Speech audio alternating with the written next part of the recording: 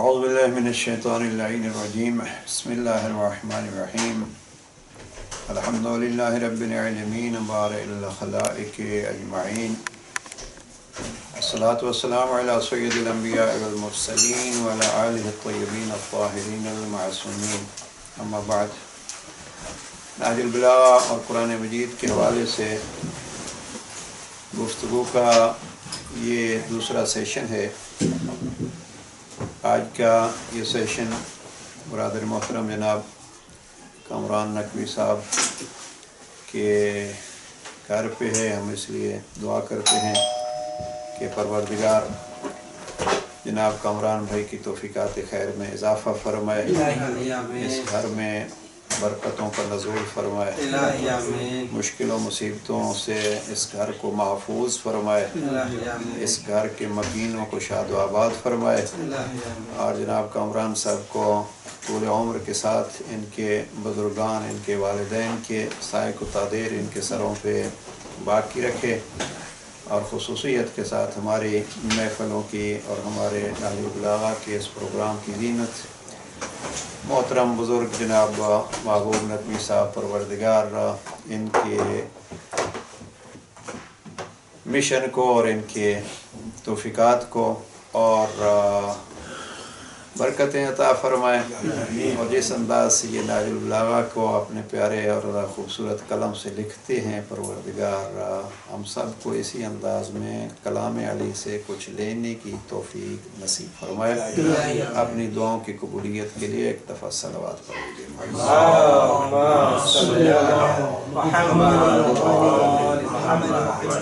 گفتگو کو ہم اس جملے سے شروع کرتے ہیں کہ خوش قسمت ہیں وہ افراد جن کی زندگیوں کے قیمتی اوقات کائنات کے عظیم ترین ہستی امیر المومنین کی یاد میں گزرتے ہیں. اور یاد امیر المومنین کا ایک بہترین طریقہ یہی ہے کہ کلام امیر المومنین کو سامنے رکھا جائے، اس سے سیکھا جائے. بہت سارے بزرگان نے، بالخصوص ہمارے استاد محترم آیت اللہ العظمہ غیر فاضل زنکرانی، اپنی ایک تحریر میں جو خط 53 کی شرح انہوں نے لکھی ہے اور انگلش کا بھی اس کا ترجمہ ہو چکا ہے، وہ فرماتے ہیں کہ نہج البلاغہ اس علی کی پہچان کا ذریعہ ہے. خوبصورت لفظ تھے ان کے، مکمل لفظ. فرماتے تھے کہ بس نہج البلاغہ کی عظمت کے لیے اتنا ہی کافی ہے جیسے قرآن کی عظمت کے لیے اتنا کافی ہے کہ قرآن اللہ کا کلام ہے. نہج البلاغہ کی عظمت کے لیے اتنا ہی کہنا بس ہے کہ نہج البلاغہ علی کا کلام ہے. اب اس انداز سے امیر المومنین کے اس کلام سے ہم کلام خدا کی حقیقت کو جاننا چاہتے ہیں، اور یہ ہے ہمارا موضوع، نہج البلاغہ اور قرآن مجید. اب اس میں 4 حصوں میں ہم نے تقسیم کیا ہے، بات کو دہرانا نہیں چاہتا. خلاصہ اس کا یہ ہے کہ قرآن مجید کے بارے میں گفتگو کہ قرآن مجید کا مقام امیر المومنین کے نزدیک کیا ہے، پھر قرآن مجید کی تفسیر کس انداز میں جناب امیر علیہ السلام نے بیان کی ہے، اور جناب امیر علیہ السلام کا اور قرآن کا آپس میں تعلق کیا ہے. یہ چیزیں بہرحال 4 حصوں میں ہم نے تقسیم کی. گفتگو آگے بڑھاتے ہیں اس پوائنٹ سے کہ اس موضوع کو سمجھنے کے لیے اس بات کو دہراتے رہیے کہ اس گھر کا قرآن کے ساتھ کیا تعلق ہے، اور وہ تعلق بھی ہم کہیں دور نہیں جاتے بلکہ خود نہج البلاغہ سے ہم اس تعلق کو بیان کرتے ہیں. گزشتہ سیشن میں رضا بھائی رحیم نے ایک بڑا خوبصورت سوالات کے حصے میں سوال کیا کہ قرآن مجید کی عظمت جب ہم نہج البلاغہ سے پڑھتے ہیں تو بعض جملات انہوں نے پیش کیے جہاں سے یہ محسوس ہوتا ہے کہ قرآن مجید ہی بس ہے ہدایت کے لیے. اس کے لیے میں عرض کروں کہ خود نہج البلاغہ میں جناب امیر علیہ السلام نے جہاں قرآن مجید کی عظمت بیان کی ہے وہاں یہ بھی کہا ہے کہ خبردار قرآن مجید اگر لینا ہے تو لینے کے لیے بھی ہم سے پوچھو کہ کس سے لینا ہے. مثلا میں وہ الفاظ دہرا دیتا ہوں. خطبہ نمبر 89 کو اگر آپ دیکھیے تو خطبہ 89 جو نہج البلاغہ کا بہت مشہور خطبہ ہے اور اس کو خطبہ اشبہ کہتے ہیں، اور اس پہ آگے چل کے بحث ہوگی۔ وہاں جناب امیر علیہ السلام نے کتاب خدا کی عظمت بیان کی ہے اور فرمایا فانظر ایھا السائل۔ بات ذرا پھر دوبارہ اس کی طرف نہ آنا پڑے، اس کو تھوڑی سی وضاحت کر دوں اس خطبہ اشباہ کی جو ہمارے موضوع میں ہے، کہ جناب امیر علیہ السلام سے ہم سب سے بڑی چیز جو لے سکتے ہیں وہ کیا ہے؟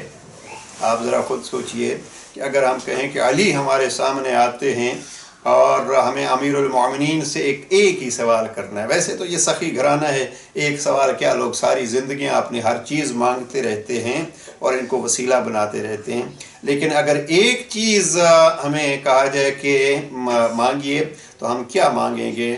آپ ذرا سوچئے اس پہ، اور میرا جواب یہ ہوگا کہ اگر ہم امیر المومنین سے ایک ہی چیز مانگیں تو امیر المومنین کیا ہیں؟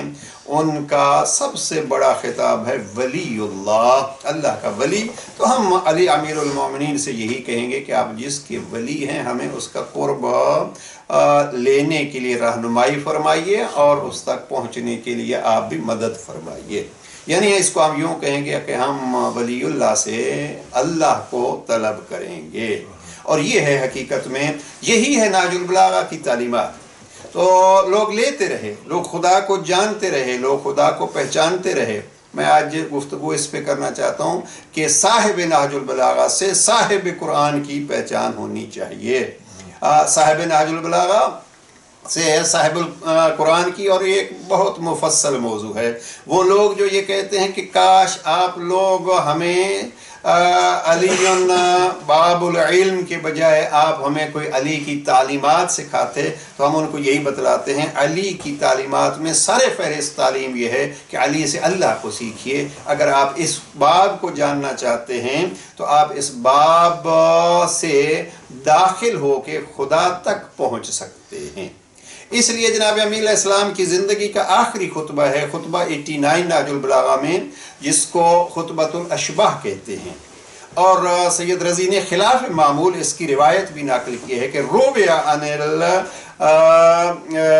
جناب امیر علیہ السلام کے ایک بہت پیارے صحابی، اور ان کا نام یہاں نہیں لکھا لیکن انہوں نے سوال کیا کیا ہے وہ میں اشتباہ کر رہا ہوں، وہ دوسرا خطبہ ہے۔ یہ ایک سائل نے سوال کیا ہے جو جناب امیر علیہ السلام کے قریب تھا، وہ نوف بقالی کا خطبہ ہے، وہ بھی آئے گا ہمارے اس گفتگو میں۔ یہ خطبہ آخری خطبہ نہیں ہے، یہ خطبہ الگ ہے، خطبہ 89 خطبۃ الاشباہ۔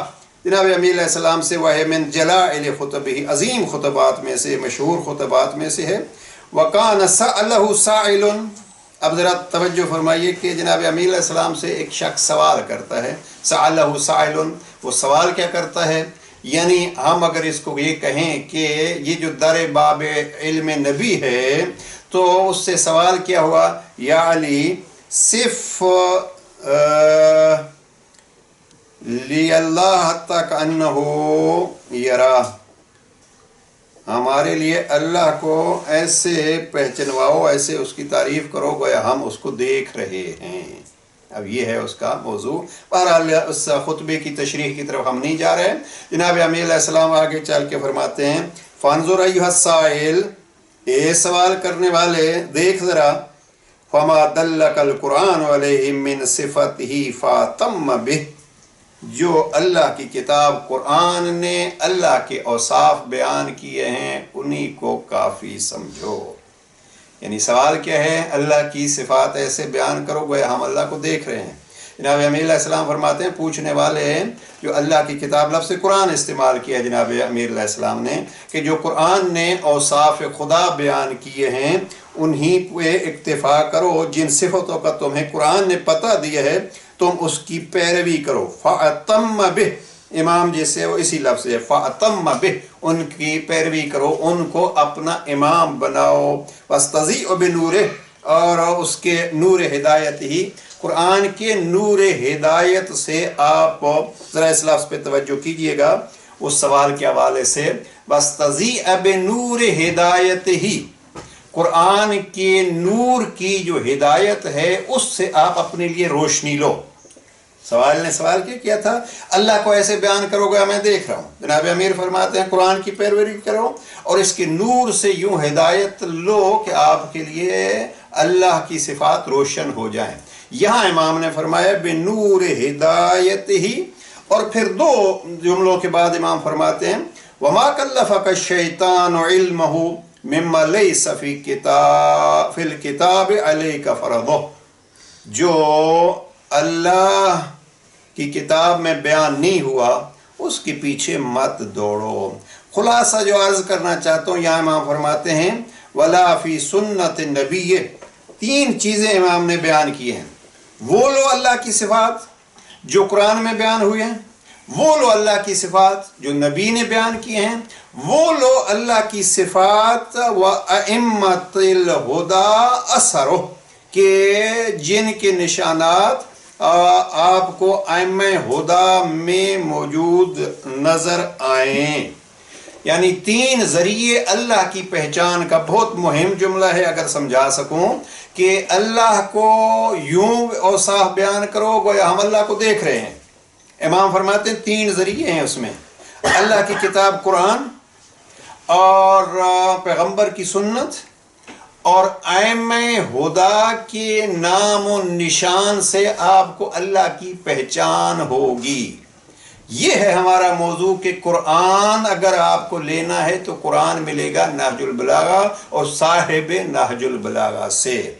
اب یہ ہے کہ ہدایت جو لینی ہے تو ہدایت جہاں قرآن ذریعہ ہے، یہاں ہدایت کا ذریعہ قرآن کو کہا گیا ہے، قرآن کے لیے بھی لفظ ہدایت استعمال ہوا ہے، اور خود ائمہ کے لیے بھی استعمال کیا ہے لفظ جناب امیر علیہ السلام نے ائمۃ الہدی، ہدایت کے امام۔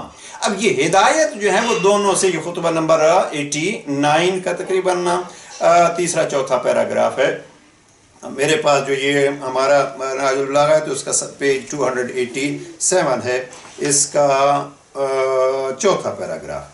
اور پھر آگے بات جو ہے وہ جناب امیر علیہ السلام نے اپنی عظمت کی چلائی، اور یہاں ایک تو یہ ہے کہ قرآن مجید کافی نہیں ہے، فقط حسبنا کتاب اللہ کا نعرہ یہ غلط تشریح ہے، جناب امیر علیہ السلام کے کلام سے یہ ظاہر نہیں ہوتا۔ یہاں تین چیزیں بتلائیں، اللہ کو پہچاننا ہے تو قرآن سے، رسول سے، ائمہ ہدا سے۔ اور اسی پر جناب امیر علیہ السلام نے بات ختم نہیں کی، امام فرماتے ہیں وَعْلَمْ أَنَّ الرَّاسِخِينَ فِي الْعِلْمِ هُمَ الَّذِينَ أَغْنَاهُمْ عَنِ اقْتِحَامِ سُدَدِ الْمَضْرُوبَةِ دُونَ الْغُيُوبِ، یاد رکھو وہ جن کے ذریعے سے قرآن کو لیا جا سکتا ہے اور ان صفات پروردگار کو پہچانا جا سکتا ہے، وہ کون ہیں؟ راسخون فی العلم، وہ راسخون فی العلم ہیں۔ اور آگے انشاءاللہ بحث آئے گی، جناب امیر علیہ السلام نے اسی قرآن مجید میں فرمایا راسخون فی العلم ہم ہیں، اور فقط یہ نہیں کہا کہ راسخون فی العلم۔ راسخون فی العلم قرآن مجید کی آیت ہے جس کا معنی یہ ہے وہ جو قرآن کو گہرائی سے جانتے ہیں، حقیقی طور پر قرآن مجید کو جانتے ہیں۔ اب اس میں جناب امیر علیہ السلام نے یہاں کیا کہا ہے، بات کیا ہو رہی تھی؟ صفات خدا بیان کیجئے۔ جناب امیر علیہ السلام قرآن کی طرف آتے ہیں، پھر کہتے ہیں راسخون فی العلم، فقط قرآن کافی نہیں ہے بلکہ راسخون فی العلم کی طرف رجوع ضروری ہے۔ اور پھر اگلے خطبے میں انشاءاللہ بھی عرض کرتا ہوں کہ جناب امیر علیہ السلام فرماتے ہیں کہ وہ کہاں ہیں جو ہمارے علاوہ خود کو جھوٹ پر مبنی باتوں کے ذریعے سے راسخون فی العلم سمجھتے ہیں۔ واضح کہا ہے جناب امیر علیہ السلام نے کہ ہمارے علاوہ اگر کوئی خود کو راسخون فی العلم کہتا ہے، یعنی ہم حقیقی طور پر قرآن مجید کو جانتے ہیں، کوئی اور دعویٰ کرتا ہے تو وہ جھوٹ بولتا ہے۔ نہج البلاغہ کے الفاظ ہیں کہ وہ اگر دعویٰ کرتا ہے کہ ہم حقیقت قرآن کو جانتے ہیں تو وہ جھوٹا دعویٰ ہے اس کا۔ لہذا مسئلہ یہ ہوگا جب ہم امیر المومنین کی زبان مبارک سے عظمت قرآن بیان کرتے ہیں تو مد نظر یہ رہے کہ ہم جس طریقے پہ عظمت قرآن علی امیر المومنین اور اس خاندان سے جانتے ہیں، اسی طریقے پہ ہم تعلیمات قرآن بھی اسی گھر سے سیکھتے ہیں۔ بلکہ ایک جگہ پہ جناب امیر علیہ السلام نے خوارج کی طرف جب جناب عبداللہ ابن عباس کو بھیجا تو وہاں ایک اس باس میں ہم نہیں آ سکیں گے تفصیل میں، وہ حدیث کی باس ہے۔ جناب امیر علیہ السلام فرماتے ہیں کہ عبداللہ جاتے ہوئے ان کے سامنے قرآن کی آیتیں نہ پیش کرنا، اس لیے کہ قرآن کی آیت کی کوئی نہ کوئی وہ تعویل تلاش کر لیں گے۔ یہ ناج اللہ کے الفاظ ہیں، قرآن مجید کی آیات کی کوئی نہ کوئی وہ تعویل پیش کر لیں گے، جیسے خوارج نے کہا تھا لا حکم الا للہ۔ اب یہ قرآن مجید کی آیت ہے، ناج اللہ میں 4-5 دفعہ استعمال ہوا ہے۔ جناب امیر علیہ السلام کے خلاف یہ نعرہ تھا خارجیوں کا، لا حکم الا للہ، اللہ کے علاوہ کسی اور کا حکم نہیں چلے گا۔ امیر المومنین فرماتے ہیں کلمۃ حق یراد بہ الباطل، یہ ایسا کلمہ حق ہے جس سے باطل مراد لیا جاتا ہے۔ تو بعض اوقات یہ ہے کہ خود قرآن مجید کی وضاحت، یہ جو جناب عبداللہ کو کہا کہ ان کے سامنے قرآن کے بجائے آیات کے بجائے احادیث پیش کرنا، یعنی احادیث حقیقت میں قرآن کے کسی مفہوم کی وضاحت ہوتی ہے، تو اس وضاحت کے ساتھ ان کو کوئی اور بہانہ بنانے کی ہمت نہیں ہوگی۔ تو یہ ہے جناب امیر المومنین کے ذریعے سے قرآن، وہ سوال کو ہم لے رہے تھے کہ کہیں نہج البلاغہ میں یہ نہیں ہے کہ قرآن کافی ہے، بلکہ قرآن مجید میں اگر اس بات کو سمیٹوں، اس سوال کو، تو قرآن مجید میں ان کا تعلق بھی اور ان کو ذریعہ بھی بنایا گیا ہے، اور وہ تفصیلی بات ہے، ہم بھی کئی دفعہ مجالس میں عرض کر چکے ہیں اور تفسیروں میں اس میں، کہ قرآن مجید کا پہلا سورہ جو ہے، اس سورے میں ایک جگہ ایسی ہے جہاں کچھ افراد سامنے نہ آئیں۔ یہ شیعہ سنی سب نے لکھا ہے کہ جب تک وہ افراد سامنے نہیں آئیں گے وہ آیت حل ہی نہیں ہوگی۔ اور وہ کیا ہے؟ صراط الذین انعمت علیہم، ہمیں ہدایت فرما۔ اب دیکھیے 3-4 آیتوں کے وقفے کے بعد سورہ حمد کا اختتام ہو رہا ہے اہدنا الصراط المستقیم صراط الذین انعمت علیہم، پھر سورہ بقرہ شروع ہوتا ہے۔ سورہ بقرہ کی ابتدائی آیتوں میں ہے ذالک الکتاب لا ریب فیہ ھدی للمتقین۔ اب ان دو لفظ ہدایت کے درمیان فاصلہ کتنا ہے؟ 3 زیادہ سے زیادہ آیات کا، آپ کے یہ 4 جملوں کا، بسم اللہ کو بھی شامل کر لیجئے۔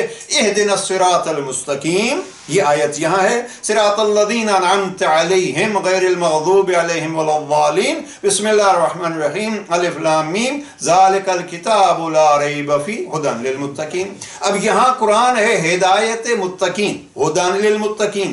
وہاں پہلی صورت میں ارشاد پروردگار ہوتا ہے دعا یوں کرو اہدنا الصراط المستقیم۔ اب یہاں دونوں آیتوں کو اگر آدمی جمع کر لے تو معنی تو یہی بنتا ہے کہ قرآن ہدایت ہے، وہاں اللہ کہہ رہے ہیں کہ یہ دعا مانگو ھدی للمتقین، لیکن یہ ذہن میں رہے کہ اس کے درمیان جو آیت ہے وہ کیا ہے؟ صراط الذین انعمت علیہم۔ اب جب تک میں نے عرض کیا یہ انعمت علیہم، جن پہ اللہ کی نعمات نازل ہوئی ہیں، جب تک ان افراد کو سامنے نہ رکھا جائے گا اس وقت تک اس قرآن مجید کی تفسیر ہو ہی نہیں سکتی، نہ اس ھدی للمتقین کی، نہ ہدا وہ جو اہدنا الصراط المستقیم کی۔ درمیان میں کچھ ایسے افراد ہیں جن افراد کو اب قرآن مجید نے ان افراد کو کہا کہ وہ نبیوں میں سے ہوں گے، شہیدوں میں ہو سے، صالحین میں ہو سے گے، لیکن اگر نہج البلاغہ اور قرآن کے حوالے سے گفتگو ہو تو جناب امیر المومنین نے دوسرے خطبے میں اس لفظ سے نعمت کو استعمال کیا ہے۔ اب وہاں کیا ہے؟ صراط الذین انعمت علیہم، جن پر تو نے نعمات نازل کی ہیں ان کی راہ۔ ٹھیک ہے، ہم کنجوس نہیں بننا چاہیے، سارا زمانہ جو ہے وہ اس میں منعم علیہ ہوں، جن پہ اللہ کی نعمتیں ہوں، لیکن بعض اوقات ہم کیا کرتے ہیں؟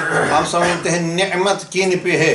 مثلا بعض اوقات یہ ہوتا ہے کہ جنگی فتح جو ہے وہ اللہ کی نعمت ہے، ہاں اللہ کی طرف سے ایک بڑا عطیہ ہے، جنگ فتح کی ہے، اتنے ملک فتح کیے ہم نے، ٹھیک، بڑے نعمت ہے۔ اس حوالے سے اگر فتح کو کہیے، جنگی فتح کو اگر کہیے کہ جنگی فتح نعمت ہوتی ہے، اور کسی پہ قبضہ کر لینا، کسی کی پراپرٹی کو لے لینا، یہ ایک قسم کی نعمت ہے، تو پھر کربلا کو آپ کیا کہیں گے؟ اس لیے کہ کربلا میں ظاہری فتح جو ہے وہ تو دشمن کو ہی ہے، امام حسین علیہ السلام کو نہیں ہوئی۔ یا مثلا آپ پھر کیا کہیں گے؟ جنگ حنین کو جا کے دیکھیے اور جنگ احد کو جا کے دیکھیے، ظاہری فتح۔ لہٰذا یہاں نعمت یہ نہیں ہوتی ہے کہ بہت ساری جگہوں کو یا بہت سارے افراد کو آپ فتح کر لیں یا ان کو مار لیں، نہیں، نعمت وہ ہوگی کہ جس سے، جیسے میں نے عرض کیا، سب سے بڑی چیز یہ ہے اللہ کی رضا حاصل ہو۔ اب اللہ کی رضا والے جو بندے آپ جہاں ملیں گے ان کو آپ فالو کیجئے، یہی ہے صراط الذین انعمت۔ بہرحال دو لفظ ہیں، ہدایت اور پھر یہاں لفظ درمیان میں نعمت، صراط الذین انعمت علیہم۔ اب آئیے نہج البلاغہ کے خطبہ نمبر 2 کی طرف، اور اس خطبے کو بارہا میں یہ عرض کر چکا ہوں، بالکل اختصار کے ساتھ اس خطبے کی ایک جملے کو عرض کرتا ہوں، اور وہ ہے جناب امیر علیہ السلام نے اپنی تعریف، اب یہ ایک نہج البلاغہ پہ ایک اعتراض ہوتا ہے، اور وہ اعتراض یہ ہوتا ہے، یہ خلوصی جو ایک عراقی تھا، اس نے نہج البلاغہ کے اوپر جو اعتراض کیے ان میں 8 اعتراضات میں سے ایک اعتراض یہی تھا کہ علی امیر المومنین نہج البلاغہ میں اپنی تعریف کرتے ہیں۔ اب ہمارے مولانا ایک مرحوم نے جو جواب دیا ہے، آج کل ہم اس کتاب پہ کام کر رہے ہیں، منہج نہج البلاغہ، وہ فرماتے ہیں اگر کسی کی اپنی کتاب میں تعریف سے کتاب رد کرنی ہے تو پھر معاذ اللہ قرآن مجید کو جو ہے وہ رد کر دو، اس لیے کہ وہ تو شروع کرتا ہے الحمدللہ رب العالمین، یہ ساری تعریفیں اس کے لیے ہیں۔ اب اگر اپنی تعریف کسی میں، تو یہ مسئلہ نہیں ہے۔ بہرحال صراط الذین انعمت علیہم، یہ لفظ نعمت یہاں استعمال ہوا ہے، اور وہ کیا ہے، خطبہ 2 کے آخری حصہ میں جناب امیر علیہ السلام فرماتے ہیں وَلَا يُصَوَّ بِهِمْ من جرت نعمتہم علیہ ابدا۔ میرا مقصود جو ہے یہ لفظ نعمت ہے۔ جناب امیر علیہ السلام فرماتے ہیں، اور مفتی صاحب نے بھی ترجمہ کیا، ابن ابی الحدید معتزلی نے اس کو کافی تفصیل سے لکھا ہے کہ کچھ ایسے ہوتے ہیں جن پر نعمتیں ہوتی ہیں، کچھ ایسے ہوتے ہیں جن کے ذریعے سے نعمت ہوتی ہے۔ جناب امیر علیہ السلام فرماتے ہیں کہ جن کے ذریعے سے نعمتیں ہوتی ہیں اور جن پر نعمتیں ہوتی ہیں، یہ دو برابر نہیں ہو سکتے۔ کچھ نعمت کا ذریعہ ہوتے ہیں اور کچھ نعمت حاصل کرنے والے ہوتے ہیں۔ واضح فرمایا کہ لا جرت من ولا یسوى بهم من جرت نعمتهم علیہ ابدا، اس لیے فرمایا لا یقاس بآل محمد من هذه الامت احدا، اس امت میں سے کسی کو آل محمد پر قیاس نہ کرو، اس لیے کہ جن پر نعمتیں ہوتی ہیں وہ اور جن کے ذریعے سے نعمتیں ہوتی ہیں وہ برابر نہیں ہو سکتے۔ ایک صلوات پڑھ لیجیے محمد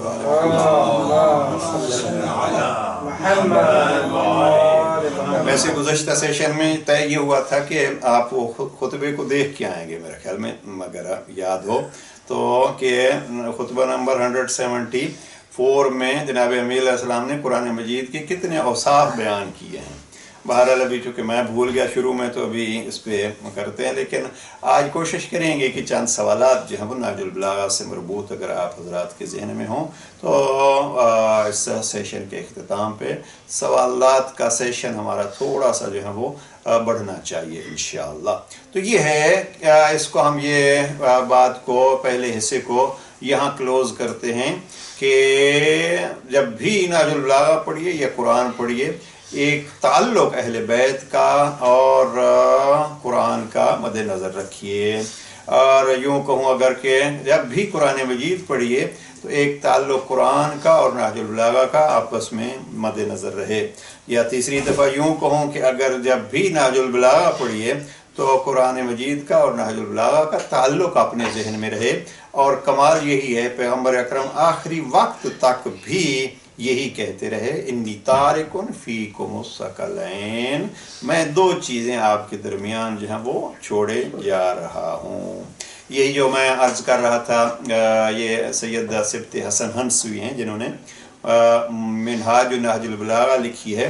ایک اعتراض جو نہج البلاغہ پہ اس عراقی نے کیا تھا، خلوصی نے، وہ اعتراض یہ تھا کہ یہ خط 53، کہ یہ خط 53 جو ہے وہ جناب مالک اشتر کو جو لکھا ہے جناب امیر علیہ السلام، دیکھیے یہ لندن کی بات ہے، 1950 کی بات ہے، PhD اس نے کی ہوئی ہے۔ اعتراض ذرا سنیے، وہ کہتا ہے کہ نہج البلاغہ کا یہ خط اتنا طولانی ہے، اس وقت کاغذ اتنے کہاں ہوتے تھے کہ یہ اتنا لمبا خط جو ہے وہ جناب امیر علیہ السلام وہ لکھتے. تو اس نے بڑا خوب کہا، انہوں نے کہا کہ اگر قرآن مجید 500 جو ہیں وہ سفین میں نیزوں پہ اٹھ سکتے تھے، تو وہ جہاں سے وہ کاغذ آیا تھا 500 قرآن کا، جو قرآن نیزے پہ اٹھے تھے وہ کاغذوں پہ ہی لکھے ہوئے تھے نا، تو ان کاغذوں کو اگر کوئی خاص فیکٹری تھی تو اسی فیکٹری سے علی علیہ السلام کو بھی اس خط کے لیے کاغذ مل سکتا تھا. بات ذہن میں کیسے آ گئی؟ وہ یہ ہے کہ انہوں نے اس حدیث کو پیش کیا اس کاغذ کے جواب میں. وہ فرماتے ہیں کچھ تو کاغذ ہوتے ہوں گے، تبھی تو پیغمبر اکرم نے آخری دفعہ مانگا تھا کہ مجھے قلم اور کاغذ دو. کسی نے یہ نہیں کہا تھا کہ کاغذ ہے ہی نہیں ہمارے پاس، انہوں نے کہا تھا ہماری ضرورت نہیں ہے، لہذا کاغذ مقصد ہے وہاں تھا. تو وہاں بھی پیغمبر اکرم کاغذ مانگ کے کیا چاہتے تھے؟ میں آپ کو کچھ ایسی چیزیں لکھ دوں، اور فرما یہ رہے تھے انی تارک فیکم الثقلین، میں 2 چیزیں آپ کے درمیان میں چھوڑے جا رہا ہوں. تو یہ تعلق اس سے بہرحال بحث جب بھی شروع ہوتی ہے تو پھر ابتدا میں ہی اتنی وسعت ہو جاتی ہے.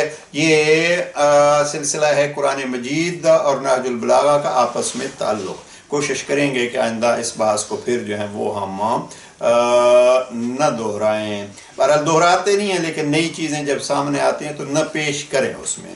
اب جو آج چیز عرض کرنا چاہتا ہوں وہ یہ ہے کہ آئیے تھوڑا سا وہ ہو جائے ایک ذکر کہ صاحب نہج البلاغہ اور صاحب قرآن مجید، یہ جو قرآن مجید نہج البلاغہ سے ہم پہلی چیز لے سکتے ہیں اور آج جس کا ذکر کرنا چاہ رہا ہوں وہ یہ ہے کہ ہم صاحب قرآن کو پہچانیں.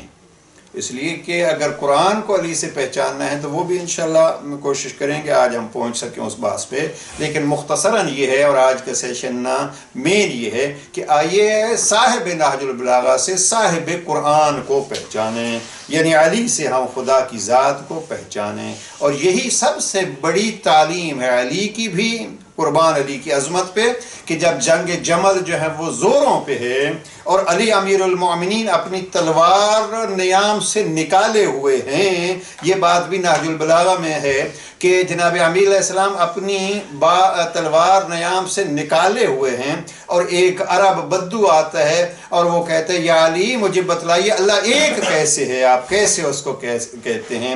امیر المومنین کے ارد گرد والے جو ہیں وہ ناراض ہو کے اور اس کو غصے ہو کے دور کرتے ہیں. آپ کو پتہ نہیں ہے جنگ کس حالت میں ہے؟ امیر المومنین اس سائل سے ناراض ہونے کے بجائے اپنے اصحاب سے ناراض ہو کے کہتے ہیں، اور بڑا تاریخی جملہ ہے، اس جملے میں علی کی فصاحت و بلاغت کی عظمت. امیر فرماتے ہیں چھوڑو اس سے پوچھنے دو، اسی کے سوال کے مطابق اور اسی سوال کے جواب کے لیے تو ہم جنگ لڑ رہے ہیں. یعنی یہ ایک بہت دقیق اور صاحبان علم کے لیے بہت بڑی بات ہے کہ جناب امیر علیہ السلام سے وہ کیا پوچھتا ہے یا علی بتلائیے اللہ ایک کیسے ہے، اور وہ ناراض ہوتے ہیں. امیر المومنین فرماتے ہیں آنے دو، یہ ہماری جنگ ہی اسی بنیاد پہ ہے. یعنی علی امیر المومنین کی جنگ کس بنیاد پہ ہوتی تھی؟ جنگ علی امیر المومنین کی توحید کے لیے، وحدانیت کے لیے ہوتی تھی. علی کا سارا کام ہی اللہ کے لیے ہوتا تھا، اور پھر علی نے جن شاگردوں کو سکھایا ان کا کام بھی یہی ہوتا تھا. میں دیکھ رہا تھا، ایک سوال کا جواب بھی ہو جائے گا.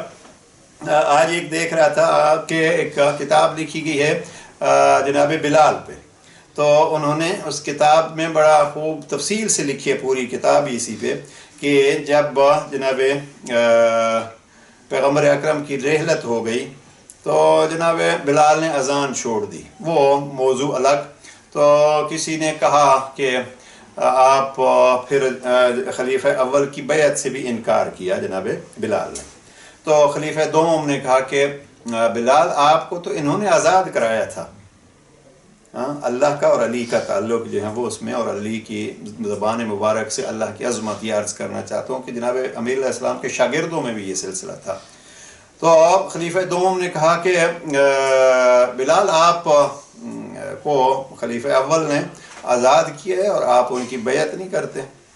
تو انہوں نے کہا کہ بیعت اس لیے، بہرحال وہ سوالات جو تھے اپنی جگہ پہ کہ ابھی جو بیعت کا حقدار ہو اسی کی بیعت رہا. آزاد کا مسئلہ اگر انہوں نے اپنی بیعت کے لیے آزاد کرایا تھا مجھے، اور پھر مجھے غلام ہی بنا دیں، اور اگر اللہ کے لیے کیا تھا مجھے آزاد تو اس وقت بھی وہ اللہ تھا اور اب بھی وہی اللہ ہے، اس اللہ کے لیے مجھے آزاد کیا ہے تو پھر اب میں اللہ کے لیے ہی آزاد ہوں۔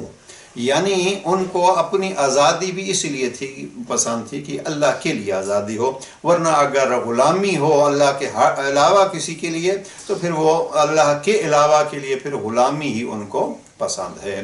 بہرحال یہ ہے کہ جناب امیر علیہ السلام کے ہاں توحید کی اتنی عظمت ہے کہ یہ جنگ جمل کی بات کر رہے ہیں، یہ جنگ ہی ہم اس لیے لڑ رہے ہیں کہ اللہ ایک ہے۔ اب اسی علی امیر المومنین سے اگر کہیں کوئی شخص بھی پوچھے کہ نہج البلاغہ میں کیا ہے، یا ہم جو حدیث پڑھتے ہیں انا مدینۃ العلم وعلی بابها، اس باب سے کیا ملتا ہے؟ تعلیمات علی سے ہمیں سب سے پہلے خدا ملتا ہے۔ اور اگر ہم جو اپنے آپ کو غلامان علی کہتے ہیں، ہم حقیقی طور پر نہج البلاغہ کی توحید کو پیش کر سکیں تو یہ ایک بہت بڑا کمال ہوگا۔ اور نہج البلاغہ کا پہلا خطبہ پچھلے سیشن میں بھی عرض کیا تھا، پہلے خطبے کا پہلا جملہ اس اقرار سے شروع ہوتا ہے، الحمدللہ الذی لا یبلغ مدحتہ القائلون۔ رہا ہمارا اللہ سے رابطہ، ہمارا کام ہے ہم اللہ کی تعریف کریں، لیکن یہ ذہن میں رکھ کے تعریف کریں کہ اس کی تعریف کا حق کوئی ادا نہیں کر سکتا۔ یہ ہے پہلا جملہ، الحمدللہ الذی، حمد ہے اس اللہ کے لیے، لا یبلغ مدحتہ القائلون، کہنے والے کبھی اس کے حق کی مدحت و حق کے فضائل و حق کے عظمت کو بیان نہیں کر سکتے۔ تو چند جملے اس حوالے سے آئیں کہ اس نہج البلاغہ میں امیر المومنین نے صاحب قرآن کی عظمت کس انداز میں بیان کی ہے، اور ضمناً یہ بھی آ جائے گا کہ قرآن مجید کی عظمت بھی، مثلا اسی سے ہم اگر شروع کریں، قرآن مجید کی عظمت خطبہ نمبر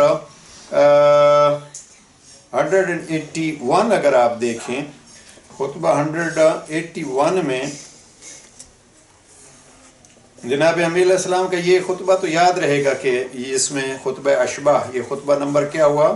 خطبہ اشباہ 89 ہے، جس میں سائل نے سوال کیا تھا کہ یا علی، اللہ کی توحید، اللہ کے صفات ایسے بیان کرو جیسے ہم اللہ کو دیکھ رہے ہیں۔ اب وہاں بھی قرآن تھا، رسول تھے اور امام تھے۔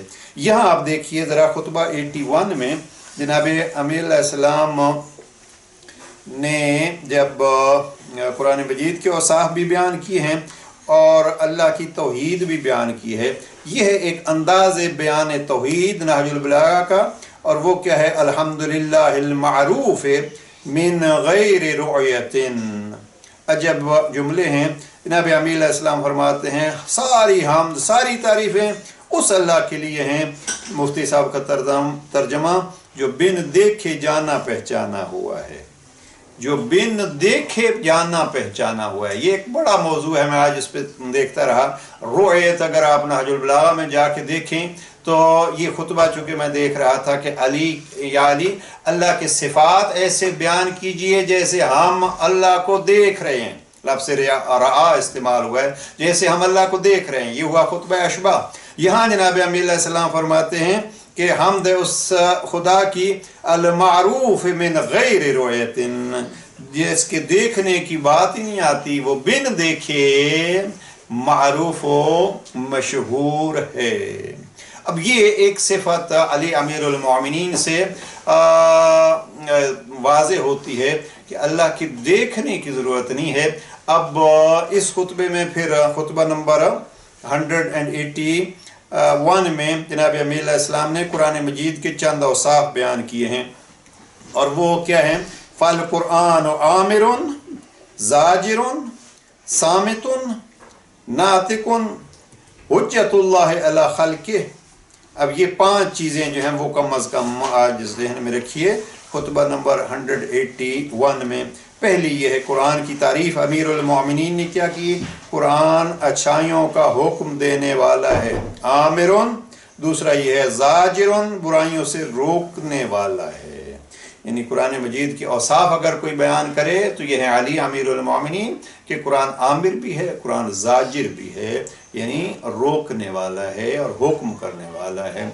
अब अगर हम कुरान मजीद को इस जुमले को मद्देनज़र रखते हुए और इन दो सिफ़ात को मद्देनज़र रखते हुए पढ़ेंगे तो एक और ही अंदाज होगा। कुरान आमिरुन ज़ाजिरुन, कुरान आमिर भी है और कुरान नही अनिल मुनकर करने वाला भी है। अब हम देखेंगे कि कुरान मजीद ने हमें क्या अमर किया है और किससे नहीं किया है, और साथ ये भी जहन में रखिए यही होगा तालीम अली, यही होगा ज़िक्र अली। हम कुरान मजीद का कोई हुक्म पढ़ते हैं तो हम ये जहन में ले आएँ हमें कुरान मजीद के हाकिम होना, आमिर होने का पता अली ने दिया है। कुरान जब किसी चीज़ से रोकता है तो गोया हम ये जहन में रहें यही तफसीर अली ने कुरान की है कि अली कुरान मजीद रोकने वाला है। तो यहाँ दो चीज़ें आ गई कि अमीरुल मोमिनीन फरमाते हैं वो बिन देखे जाना पहचाना और मारूफ है, और उसका कुरान क्या है, आमिर है, ज़ाजिर है। इसके बाद दो सिफतें अजब अंदाज है फसाहत व बलागत का। अमीर अलैहिस्सलाम ने फरमाया व सामितुन नातिकुन, इसको कहते हैं अली, और इस पे बहुत बहसें की हैं उलमा ने कि कुरान सामित है और कुरान नातिक है। हमारे यहाँ अमूमन जो है वो मशहूर ये है कि कुरान को कुरान सामित कहा जाता है, लेकिन कुरान नातिक अमीरुल मोमिनीन को कहा जाता है। अब यहाँ जनाब अमीरुल मोमिनीन ने दोनों लफ्ज़ बगैर किसी वाव अत्फ के भी सामितुन नातिकुन, ऊपर का आमिरुन व ज़ाजिरुन, वहाँ कम अज़ कम आमिर और ज़ाजिर में जो है वो वाव को ले आए हैं, लेकिन यहाँ फरमाते सामितुन नातिकुन, वाव भी दरमियान में ले आए कि कुरान मजीद जो है वो बोलता भी है चुप भी है।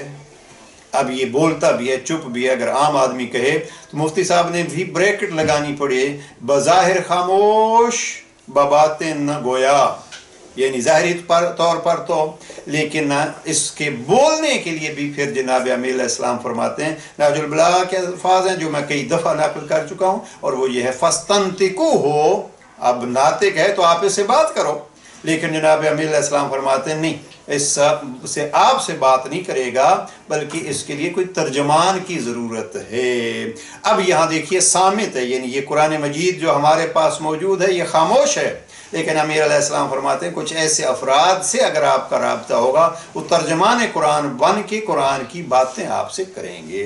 तो यह है सामितुन नातिकुन, कुरान ना खामोश भी है लेकिन कुरान ना बोलने वाला भी है। अब अल्लाह की सिफ़ात अगर हम बयान करें तो अल्लाह की सिफ़ात अली अलैहिस्सलाम फरमाते हैं बेहतरीन ज़रिया क्या है, उनका बेहतरीन ज़रिया अल्लाह की किताब है। और इसके लिए खुतबा नंबर 180 को अगर आप देखिए, खुतबा नंबर 80 में जनाब अमीर अलैहिस्सलाम ने कुरान मजीद के मुताल्लिक़ जो है वो बतलाया है कि ये कुरान मजीद है जो कुरान मजीद अल्लाह के औसाफ को बयान करेगा। और कुरान मजीद से हट के अगर आप कहीं और से अल्लाह के औसाफ बयान कराना चाहेंगे तो ये उसके बस की बात नहीं होगी। और यहाँ जनाब अमीर इस्लाम ने खुतबा 180 में कहा है कि जो कुछ कुरान मजीद ने बयान किया है उसको आप ले लीजिए और इससे मत हटिए, और ये मत समझिए कि हम फिर कुरान मजीद से हट के अल्लाह के औसाफ बयान कर लिए गए। अगर ये हो सकता है तो आप अल्लाह के बजाय फ़कत उसके मलाइका के और उसके फरिश्तों के औसाफ ही बयान कर लीजिए। आप अल्लाह के कुरान से हट के आप औसाफ मलाइका बयान नहीं कर सकते। जो बात जनाब अमीर इस्लाम फरमाते हैं अल्लाह के कलाम से हट के आप औसाफ मलाइका बयान नहीं कर सकते, तो अल्लाह के क्या औसाफ बयान करेंगे।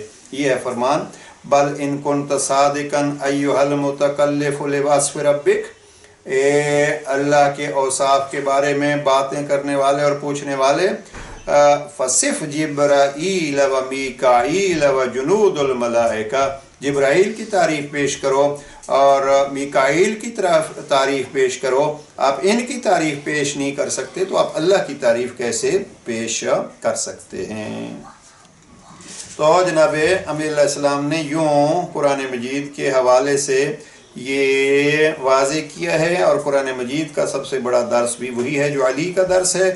آخری جملہ خطبہ 145 سے آپ حضرات کی خدمت میں عرض کرتے ہیں، اور باقی انشاءاللہ اگلے سیشن کے لیے یہیں سے کہ قرآن مجید سے نہج البلاغہ سے قرآن مجید کے ناطق اور قرآن مجید کے مالک اور قرآن مجید کے خالق اور قرآن مجید صاحب قرآن مجید کی توصیف۔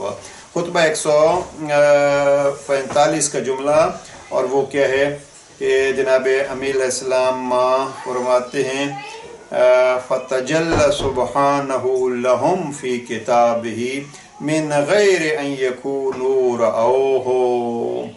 اللہ سبحانہ تعالی، اللہ ان کے سامنے بغیر اس کے کہ اس کو دیکھا جائے وہ متجلی ہوتا ہے۔ فَتَجَلَّ سُبْحَانَهُ لَهُمْ فِي كِتَابِهِ، اللہ اپنے بندوں کے ذریعے، مفتی صاحب کا ترجمہ کر دوں، وہ جلوہ تراز ہے جو اس نے اپنی کتاب میں جلوت دکھائی ہے۔ فَتَجَلَّ لَهُمْ، اللہ نظر آتا ہے، معاذ اللہ اس انداز سے نہیں، بلکہ اللہ کی اگر پہچان ہے تو اس کی تجلی اور اس کی روشنی آپ کو کہاں سے ملے گی؟ فی کتابہ، اللہ کی کتاب سے۔ خلاصہ یہ کہ اگر اللہ کو دیکھنا ہے وہ دل کی آنکھوں سے، یہ ایک اللہ کو دیکھنا ہے بار بار جو ہے اس میں، کیونکہ بعض لوگوں نے کہا کہ اللہ دکھائی دیتا ہے یہاں یا وہاں دکھائی دیتا ہے، وہ ایک بحث ہے۔ ہمارے ہاں اللہ دکھائی نہ یہاں دیتا ہے نہ آخرت میں دکھائی دیتا ہے، یہ اللہ دکھائی دیتا ہے یعنی قدرت الہی اور اس دکھائی دیتی ہے۔ تو جناب امیر علیہ السلام فرماتے ہیں اگر دیکھنا ہے تو فتجلی فی کتابہ، وہ نظر آتا ہے اپنی کتاب میں۔ پروردگار محمد و آل محمد کی عظمتوں کا صدقہ ہمیں قرآن مجید اور اہل بیت سے انس نصیب فرمائے، اور ہمیں ان کی تعلیمات سے زیادہ استفادے کی سعادت نصیب فرمائے۔ والسلام علیکم ورحمۃ اللہ وبرکاتہ۔